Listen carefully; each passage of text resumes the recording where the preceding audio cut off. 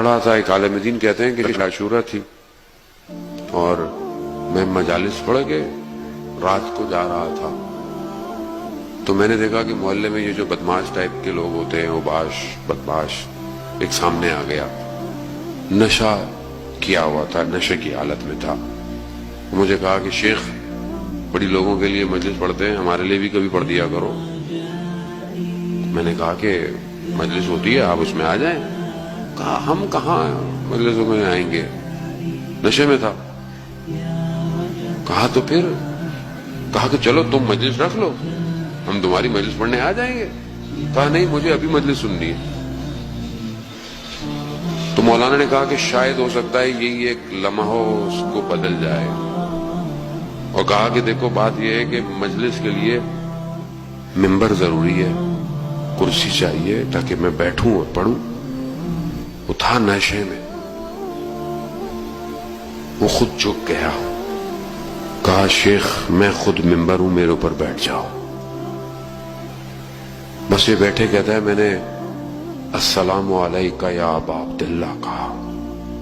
اس کا بدن کانپنا شروع ہو گیا.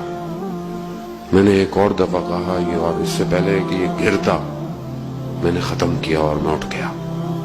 یہ آنسو کو صاف کرتا ہوا اٹھ گیا.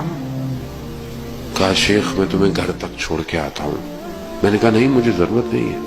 کہا نہیں، میں تمہارے گھر تک تمہاری حفاظت کروں گا تاکہ تمہیں کوئی کچھ نہ کہے. جیسے گھر پہنچا کہا شیخ ایک سوال پوچھ سکتا ہوں؟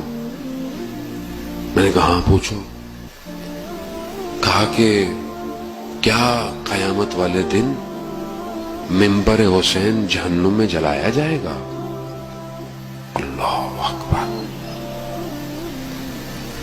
وہ عالم دین کہتے ہیں میں نے کہا نہیں، تم پریشان نہ ہو، تمہیں نہیں جلایا جائے گا. یہ ہے امام حسین. ہم پتہ نہیں لوگوں کو ڈانٹتے رہتے ہیں، تم ایسے ہو، تم ویسے ہو، مجلس میں کبھی کبھی آتے ہو، کبھی کبھی ماتم میں کھڑے ہوتے ہو. ہم کون ہوتے ہیں؟ وہ امام حسین ہے. وہ حر کو حر علیہ السلام بنا دیتا ہے.